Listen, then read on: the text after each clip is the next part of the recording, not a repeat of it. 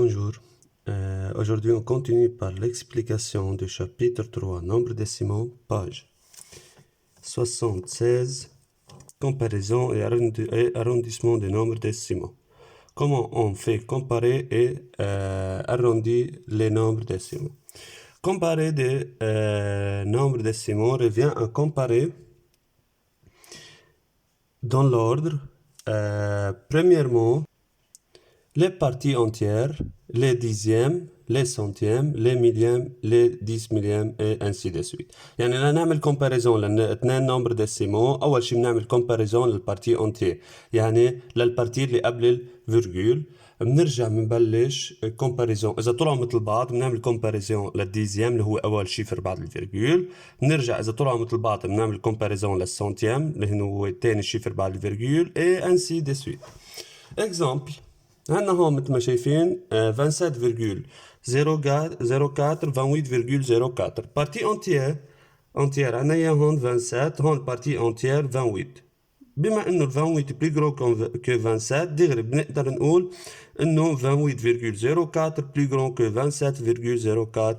ou bien 27,04 plus petit que 28,04 ما في داعي كفي بالكومباريزون.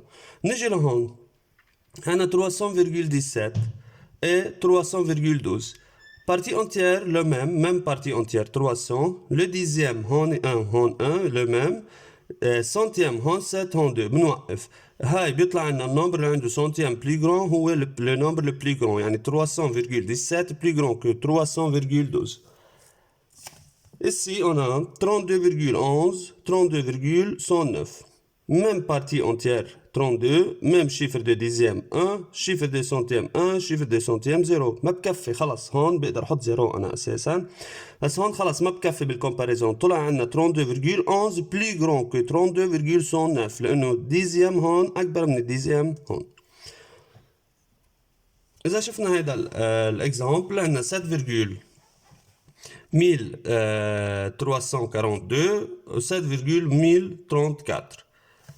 Même partie entière 7, même chiffre d'unité de dixième 1, même chiffre de centième 3, même chiffre de millième 4. Ici on a chiffre de 10 millième 2, هون chiffre de 10 millième مش موجود يعني بقدر احط 0 مثل ما شفنا بقدر احط 0.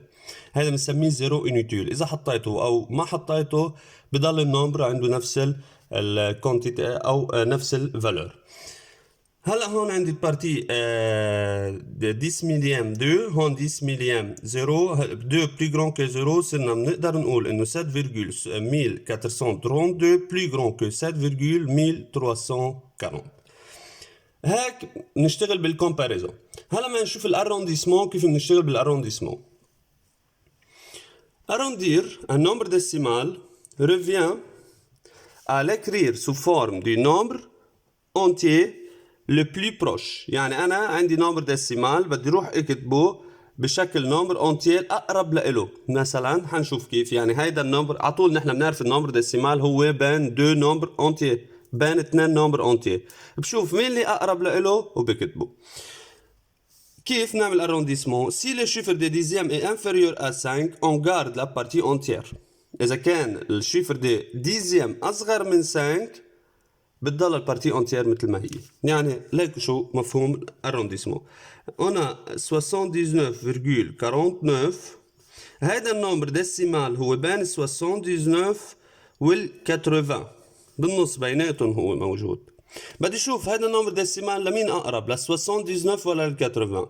اذا كانت البارتي ديزيام بلي كرون بلي بيتي او انفيريور ا 5 اصغر او اذا كانت اصغر من 5 انفيريور ا 5 بنترك البارتي اونتيير مثل ما هي. يعني هون هيدا النمبر عندنا ال 4 بلي بيتي كو 5 اللي هي الديزيام يعني الاررونديسمون اللي له بتطلع 79. يعني هيدا النمبر ديسيمال اقرب لل 79.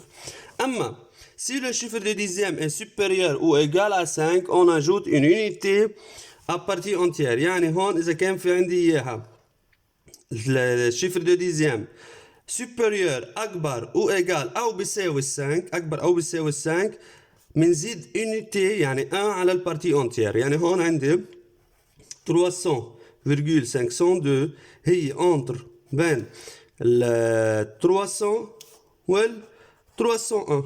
هيدا النمبر ديسيمال هيك بين هون اثنين نمبر.